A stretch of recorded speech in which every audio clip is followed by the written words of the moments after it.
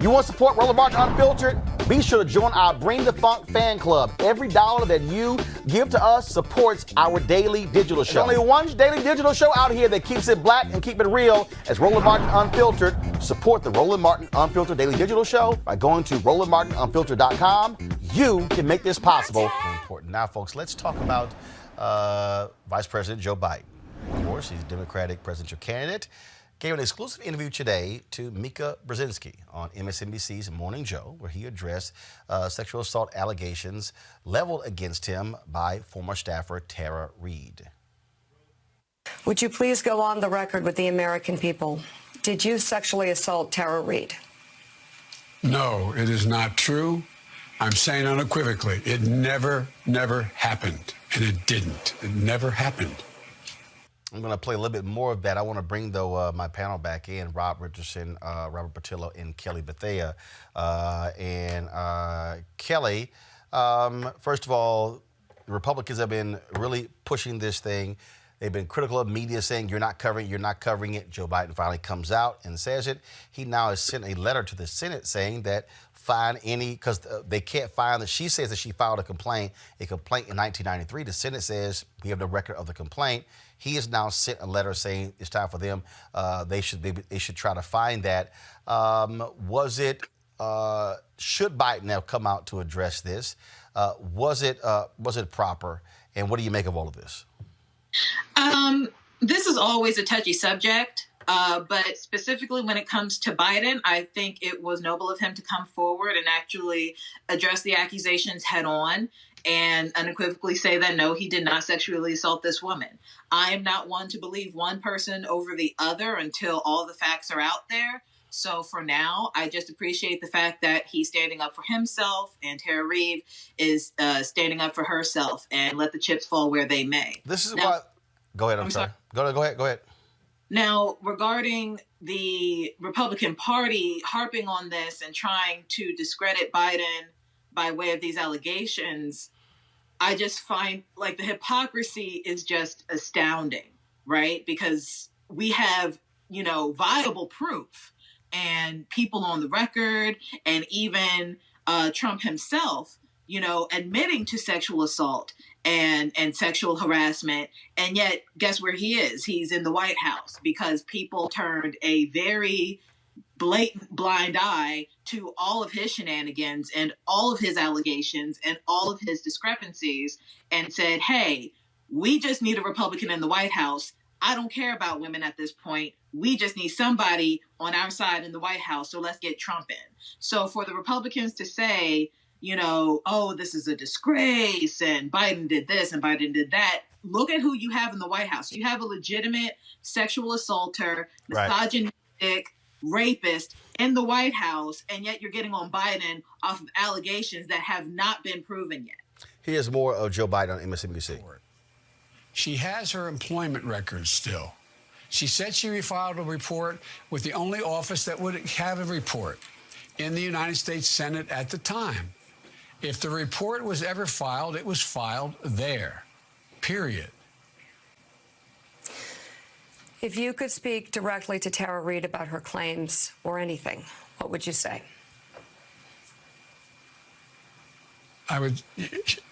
This never, ever happened. I don't know what is motivating her. I don't know what's behind any of it, but it's irrelevant. It never happened.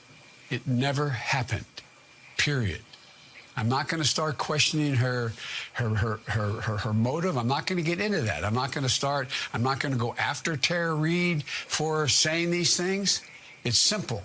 What are the facts? Do any of the things she said, do they add up?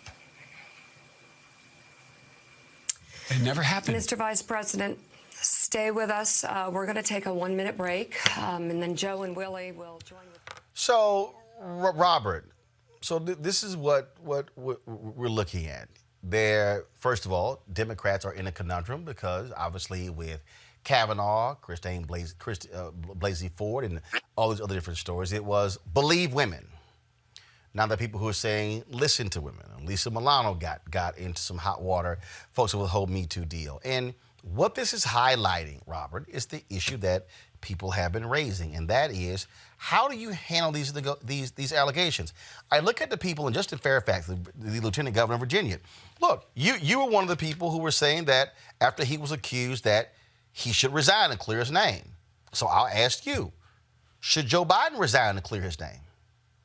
Absolutely. I've been consistent on this. I think he should suspend his campaign. He should clear up these allegations and go into the general election. Well, if he did not do anything, clear up the allegations and go into the general election with this not being an issue anymore. So how if do you work in his office? Then there should be other employees who work there. There should be other people who could testify to it. There should be Senate records. There should be he can take a lie detector. Get all of your information together. Don't try to juggle these things at one time, because as we've seen with Justin Fairfax, that when you try to do both at one time, you can't be effective at doing either. I said the same thing for Kavanaugh. I've been consistent with it, because I don't think that it benefits either the person who's being falsely accused or the accuser if you're trying to continue your job or continue with a campaign or continue for Senate confirmation while these things are swirling. So you get your information together, you present your case to the public, you clear your name, and then you proceed. But Robert, how do you do that though if here you are running for president?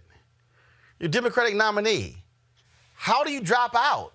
And here's the deal. How do you, again, I'm using the standard that you laid out with Justin Fairfax, which was resign from office and clear your name, and you could come back and run again. You're Joe, wait. So you're Joe Biden. What do? You say, you know what, find another nominee. And because if this isn't cleared up before the convention, find yourself another nominee. I can't run. I need to go clear my name, and I'll come back in 4 years and run for president? Really? No, you remember back in 2008 when McCain and Obama both suspended their campaigns to deal with the aftermath? No, Robert, that was a joke. Robert, that, first of all, Robert, that was a political stunt by John McCain. Correct. That wasn't a real suspending of a campaign. That was a stunt. Obama didn't do it. And his own people said it was a stunt. That's exactly what happened. Look, you announce you're suspending the campaign. You get your information together. You clear it up. You do have to do more than one interview with Mika Brzezinski for the issue to go away, and then you can come back with a clean slate. So this isn't dogging you going into the general election. Rob, because if you don't have it cleared up, it's going to continue to be this conundrum, as people are saying. Rob, I don't see. First of all, show me, Rob. How do you clear it up? How do you clear it up? It really isn't possible, and it is tough for the Democrats because they set a really high standard. Essentially, when anyone makes an accusation, you have to pretty much just go with the accusation. I would just say, most of the time people don't lie about accusations, but that doesn't mean people don't lie. So, and I've actually been very consistent on this too. So, if he should go forward, and if he didn't do it, and he says very resolutely he didn't, he moves forward. I mean, there's nothing else to do. As Ronald Reagan once said, by the way, when you're explaining you're losing, that would be a bad idea. What Robert is saying, because then you're suspending your campaign. If you didn't do it, you look like you are guilty. People will assume that maybe you did do something. So I see no benefit in him suspending his campaign. He said it didn't happen, and unless there's unless they have more to show that her claims actually have more proof to it, then we have to move forward, because it's really hard to talk about something that happened 30 years ago, absent really, really compelling evidence. Kelly, and I'm using for Fairfax, I'm using all of these different stories, and that is this here. Someone accuses you of doing something. You say, I didn't do it. Okay, how do you actually prove it happened? Or how do you prove it didn't happen? In this case, she's saying he took me to a side hallway in the Senate in 1993. He was vetted by the Obama people. Vice presidential vetting ain't an easy thing. None of this came up.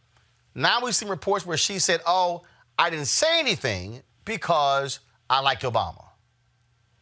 Then she came out last year and said he was inappropriate with me. But then now she came out this year and said, I was raped. I was sexually assaulted.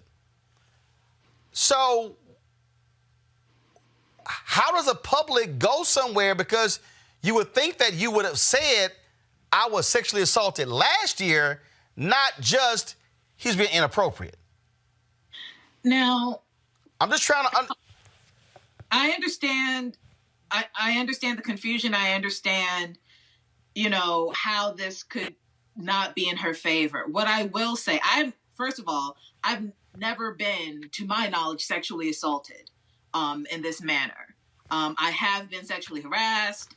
I do know what it's like to have to hide a story and try to move on with my life without having to bring it up.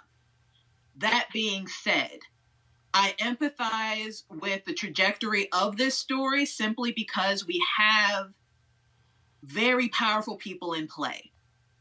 So the fact that she went from, oh, he touched me to he raped me, I'm not necessarily concerned about that because it could be true. It could be the fact that she was trying to mitigate the accusation so that the speculation and the scrutiny on her wouldn't be as intense. Because we've seen what happens to these women in the press. We've seen what happens in the court of public opinion and with these women and these potential victims, alleged victims rather, when the facts come out in piecemeal or when they come out whole. They are the ones who are dragged apart. They are the ones who are just harassed and mudslung upon and all of these things. We just saw, what was it, last year? Kavanaugh's victim. She had everything. She had all the facts in her favor, and she still basically can never go back to the life that she lived before all those hearings because of the court of public opinion and the politicians and the press and the media just ripping her life apart. So I empathize with Tara Reade when she doesn't want the entire story out there. But all that being said, again, there is no proof. There is nothing there outside of her word that says that Biden assaulted her in any regard. Considering that this was 30 years ago and there's no record of it, the odds are not in her favor of justice being served in any case. So with Rob's point about him resigning or, stepping away from the campaign in order to do X, Y, and Z, I don't necessarily think that's a great idea either. Because, again, let's just say that she is lying. I'm not saying that she is, but it does happen. If she is lying, then he just upended his entire presidential campaign for what? So, again, we just need to see how this plays out as it's playing out. But I don't want to resort to dragging her name through the mud just because we don't know what happened. Because it was 30 years ago. Right. Robert, again, so as we begin to look at this here, now you have, of course, the Democratic Party, the Republican Party wants to make hay out of this. Now they're saying, oh, Joe, turn over this, turn over that. I'm sorry. Of anybody who should not be talking, it's Roland Romney, the head of the Republican Party. It's Kellyanne Conway. It's Mercedes Schlapp, any of them. Donald Trump has not turned over tax returns. Donald Trump is being sued by porn stars. He's paid off porn stars. He has had numerous allegations of sexual harassment and assault against him. Really? They actually have room to talk? Well, and see, that's exactly my point, that when you get into the situation where you're no longer believing women, well, now you lose that moral high ground to be able to attack him on those issues. Donald Trump has had 27 women accuse him of either sexual assault, sexual harassment, or all-out rape. So if you're going to say, well, we can just ignore these allegations against our person, then you can no longer say that you are the party that defends and protects the rights of women. So as I said, There are ways to, in the court of public opinion, do a lie detector test. Bring in other people who worked in the office at the time. See if there's surveillance footage from the Senate from 1993. Bring in the people from the Senate office who would have received the complaint. Talk to the local D.C. police to find out there was a police complaint filed in 1993. Compile all the information that you can. You have won plenty of cases in court with circumstantial information. You don't need to have this great smoking gun of information in order to clear your name. But present everything you have and compare it against your accuser, and then move on with the campaign. But don't do this little. First, we're going to ignore it. Then we're going to do a little interview with Mika Brzezinski. Then we're going to just hope it goes away. Then we're going to try to change the subject, confront it head on, attack it, and then go back to campaigning. And right now, because we have COVID-19, the coronavirus that we're dealing with, this is the perfect time to be able to do that and then come back around convention time and be going full speed ahead into the fall. So, Robert, who does that? Because here's the whole deal. He's not in the United States Senate. She hasn't filed a criminal complaint. So who does that? Who? See, that's the thing, Rob, and that is, who does it? Who? Go ahead, Rob. No, look, this is all right. I think it's kind of funny when you think about how, my friend Robert is talking about this. Look, Trump, it's all relative. You compare what we know about Trump. We do have a smoking gun on Trump. He's on record talking about sexually assaulting people. Exactly. All right? Now, so, this is not the same. This is not the same. We know he said horrible things about women all the time, over and over and over again. We have a lot on Trump. So these two are not, you're comparing apples, not even oranges. You're comparing it to trees. These things are not close to one another. So if Biden is not able to pivot off of this, these allegations aren't the problem. It's his ability as a candidate, because he's got to move. He can move off of this, and I don't think Trump wants to go anywhere towards this. I would just say this is a distraction because you're failing as a leader. You want to find any way you can to distract from the poor economy, from your poor leadership and your poor response, and move on. I'm going to bring in Avis Jones-DeWeaver, leadership strategist here. So, Avis, what do you make of all of this? And again, you have Democrats defending Joe Biden, slamming Trump. You got Republicans who are slamming Joe Biden, need to be more transparent, and then they're being hypocritical. You got feminists who were believe women. Then it's kind of like, not have an investigation, listen to women. What did you make of all of this? It is, on the one hand, I have to say, it is absolutely ridiculous to have any Trump supporters trying to take any sort of moral high ground, given what we know about Trump in terms of his past, in terms of the dozens of accusations against him, and in terms of his own admitted behavior. But beyond that, as it relates to how the Democratic Party is handling this, and specifically, I'll say how feminists are handling it, it really now exposes the strategic ridiculousness of the whole believe all women ideology that they were touting just a few months ago. I think the Justin Fairfax example is a great one. I just today retweeted the article that I wrote about Justin Fairfax when I made the argument then that, yes, all accusations should be taken seriously and investigated. But this idea of believe all women, where you just automatically assume that 100% of women always tell the truth and that 100% of men always lie, is the death nail of a movement. You will get yourself hemmed up in a situation where you lose the legitimacy of your movement. And that's exactly what they're doing right now. And Avis, I think, as you begin to unpack this, and we had a conversation a couple of weeks ago. We were talking about when Justin Fairfax came out and said that was another person who was in the room, and then Meredith Watson or her attorney refused to even address that. It won't even say if he's a lie or that actually happened. Right. And then, of course, so it's all this sort of back and forth here. And it does go to show, and people can sit here and say, well, you're a man, you think that way.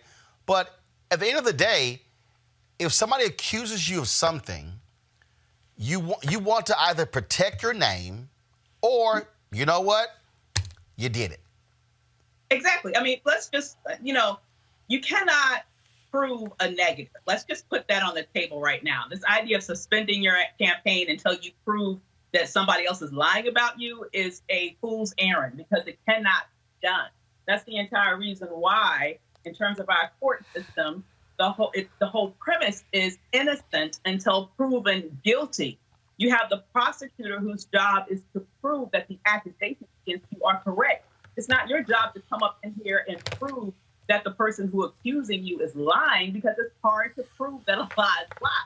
But I will say that, what is going on in terms of what evidence we do have with regards to the accusations that are currently thrown against Vice President Biden do show that there are some legitimate questions that can be raised. So, for example, this issue about the complaint that was supposed to be filed back in 1993, she says that it was filed. The New York Times looked for it because they needed to be able to have some evidence, right, to report it. They couldn't find any evidence of it. But she did say that she has all of her employment records back to 1990. Now, I personally don't understand how one can save employment records all the way back to 1993, yet you don't save the one complaint that you claimed had a traumatic effect on your life. That, to me, is illogical. That undermines her credibility to me. Also, what undermines her credibility is that all the way up until 2017, she was, in fact, very pro-Biden in all of her public stances. She was, in fact, tweeting tweets and retweeting and liking tweets and talking about what a strong fighter he was, specifically on the issue of sexual assault against women. And then something seemed to happen. If you look at her history in terms of her social media behavior and her writings, things changed back in 2018 when she started to write and produce a lot of pro-Putin propaganda. Let's just say that. That started back in 2018. And then this year, she became very strongly pro-Bernie Sanders. And that's when she began to attack Biden. So something shifted in her in very recent history. So, all of these things make me question the legitimacy of her accusations. And I think all of these things need to be taken into account, not just some blind assumption that just because someone says something happened 30 years ago with zero proof of that someone should actually suspend his campaign and then to go on a fool's errand to make some sort of proof that a record that she can't even produce wasn't filed? How in the world can you do that? Kelly, do you believe that, on the Republican side, this is really the goal? Follow me. It's to force the conversation, because now all of a sudden it's Joe, release this, release that. So does this become the new emails of the 2016? Is this the new server of the 2016? I think they're trying to make it that, and it's unfortunate that they're using a potential sexual assault case in that regard, because frankly, they've been trying for the past, 2, 3, 4 years to find something against Biden that is the equivalent to Hillary Clinton's emails. Unfortunately, they found something that is the equivalent of a rape case. And it involves a third party who, frankly, shouldn't be involved because it's not even about her, according to the Republicans. Like, they are literally just trying to find a nail in the coffin regardless. And if you really think about it from that perspective, what they're doing is really insidious and very callous on behalf of Tara Reade. Because let's just say that nothing happened and the Republicans are pushing this narrative onto her. Now her reputation's ruined and she's, basically defiled by court of public opinion and Monica Lewinsky, so to speak. And for what? If you're so threatened of Biden's presence, then do something legitimate. Don't do this, especially something that is entirely hypocritical of the Republican Party, considering who they supported as president in 2016. And they also don't care. I mean, this is who the Republican Party is. Yeah, and I want to bring up, I love the real float is Michelle Obama, her famous saying, when they go low, we go high. I changed that a little bit. When they go low, you hit them directly in the chest. Like, listen, so he needs to fight back.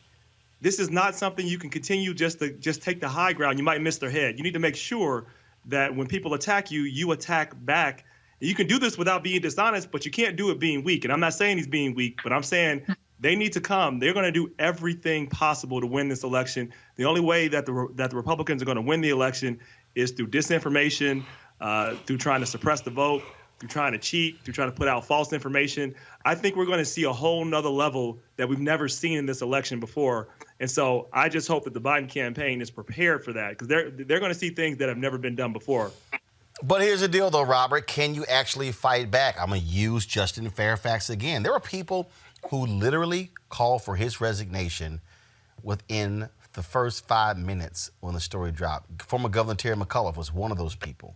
There are a number of other people who said, he got to go, he got to go, he got to go. But they're not saying that about Joe Biden. And so what's next? What do you see as next?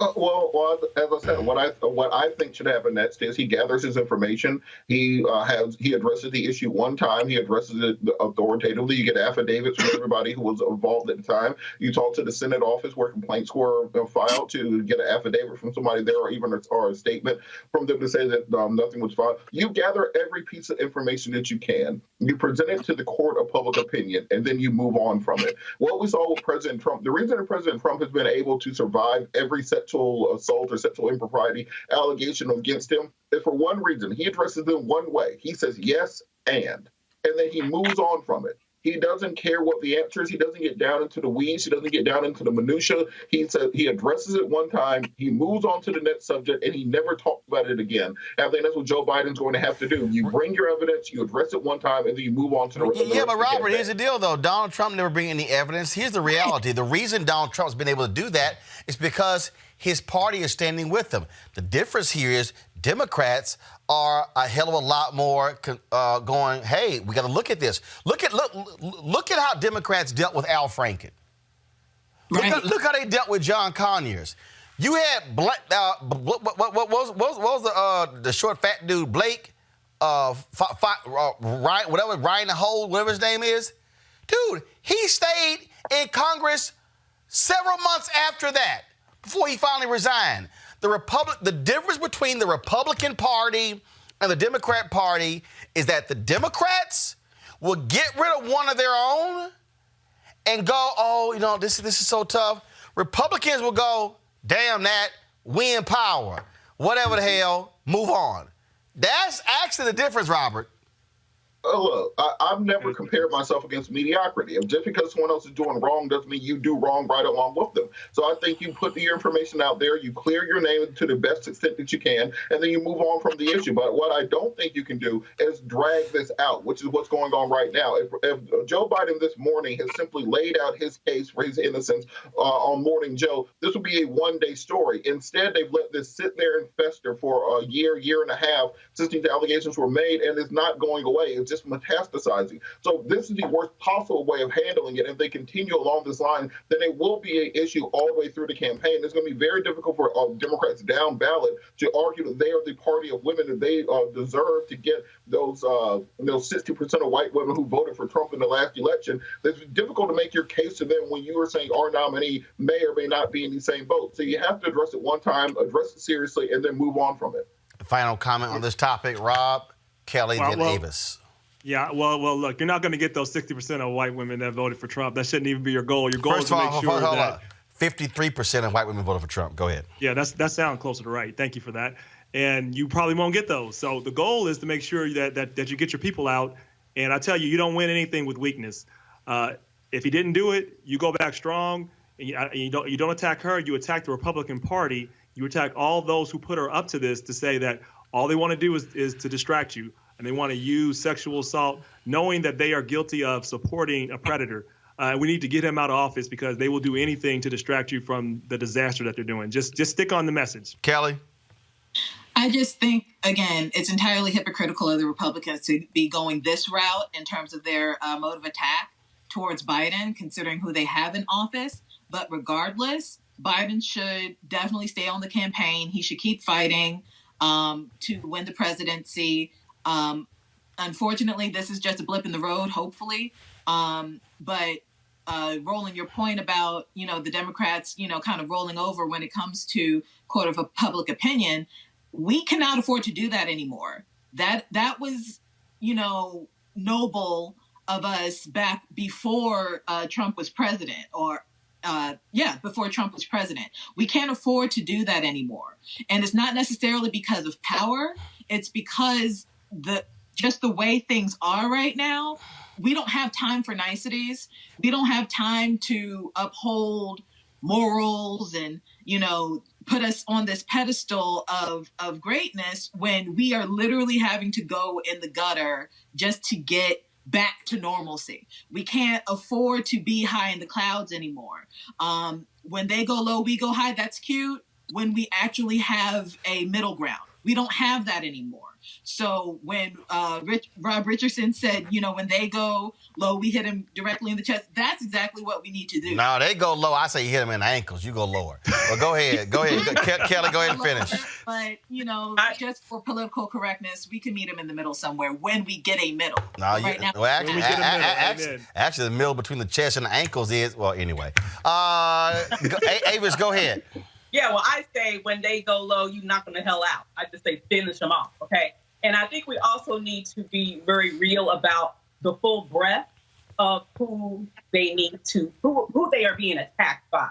Let's just be very real and transparent here. It's not just the Republicans. And if we only focus our fire at the Republicans in terms of where this specific attack is coming from, we are missing a big part of it. He is really being attacked from the far left, the angry Bernie bros who are hoping that, against hope, that somehow if they can push Biden to the side, that they can revive the Bernie campaign. You have to know who you're fighting so that you know who to aim your firepower at. And so and the reason why I'm bringing that up is because you need to be very real about her past and about some very disturbing things that I mentioned today that goes to motive. Okay, for why she may be making accusations here. When we ignore that and only talk about, and I think we also definitely talk about Trump, but we need to be very real and transparent about the full range of attacks here so that we can cut them all off at the knees so that we can focus our attention on November exactly where it needs to be. Well, every single night. We've got some of the top black experts. You're not going to see them on cable news or broadcast news because you swear black people aren't experts when it comes to this health crisis. That's why we have this show and why we do what we do every day on Roland Martin Unfiltered. Joining us right now is retired General Russell Honore, the nation's first black Surgeon General, Dr. Joycelyn Eldridge. John Hope Bryant, he is the founder of Operation Hope. Senator Kamala Harris of California, Dr. Sadrina Calder, retired General Lloyd Austin, Congresswoman Karen Bass, Commissioner Omari Hardick, Bureau President in Brooklyn, Eric Adams, Dr. Joseph Graves, America's Wealth Coach, Deborah Owens, Dr. Corey Abear, Patel Saul, Howard University student, Pastor Jamal Bryant, Dr. Christy McDowell, Benja Ajilore, senior economist at the Center for American Progress, Gilda Daniels, again, author of the book, The Crisis of Voter Suppression in America. 4 stars, General Kip Ward. Dr. Oliver Brooks is president of the National Medical Association, president of the American Medical Association, Dr. Patrice Harris. Joby Benjamin, Dr. Alexia Gaffney, infectious disease specialist, Dr. Georges Benjamin, executive director of the American Public Health Association, Malcolm Nance, family medicine physician, Dr. Jen Caudle, Dr. Tashaka Cunningham, a molecular biologist, Kat Stafford. She's a national race and ethnicity reporter for the Associated Press. Dr. Wayne A.I. Frederick, who is the president of Howard University, Congresswoman Yvette Clarke from the state of New York, William Spriggs, AFL-CIO economist, Andrea James, executive director of the National Council for Incarcerated and Formerly Incarcerated Women and Girls. All right, let's go to Capitol Hill. Congressman Gregory Meeks, Congresswoman Eddie British Johnson of Texas, Congresswoman Barbara Lee, Minnesota Senator Amy Klobuchar, mental health clinician Jamie Singletary, Prince George's County State's Attorney Aisha Brayboy, as well as Dylan Hayrie, ACLU Justice Division strategist. Dr. Cindy Duke, she is a virologist. Principal Steve Perry of Capitol Prep. Health and wellness specialist Dr. Yolandra Hancock. Desmond Meade, president of the Florida Rights Restoration Coalition. Cliff Albright, who is the co-founder of Black Voters Matter. Michael Harriet with The Root. Mina McWhorter, founder of Love by the Hand. Dr. Julianne Malveaux, economist, president, Emerita Bennett College. Coroner Michael Fowler is a mayor of Atlanta. Keisha Lance Bottoms, mental health therapist Suzette Clark. Justin Gibney, attorney and political strategist, and Bishop Vincent Matthews Jr. Dr. Suzette McKinney, CEO and executive director of the Illinois Medical District Dr. Leon Madugal, President-elect of the National Medical Association, Jana Bailey, Mayor of Moss Point, Mississippi, Mario King. We're going to keep driving this thing to make sure our people are fully aware, safe, protected from coronavirus. You're getting the top medical experts, the top business experts, top political experts, top religious experts, because that's why we do what we do. Unapologetically and unfiltered. Ain't nobody else in the black media space doing what we do. Watch Roland Martin Unfiltered daily at 6 p.m. Eastern on YouTube, Facebook, or Periscope, or go to RolandMartinUnfiltered.com. Support the Roland Martin Unfiltered Daily Digital Show by going to RolandMartinUnfiltered.com. Our goal is to get 20,000 of our fans contributing $50 each for the whole year. You can make this possible. RolandMartinUnfiltered.com.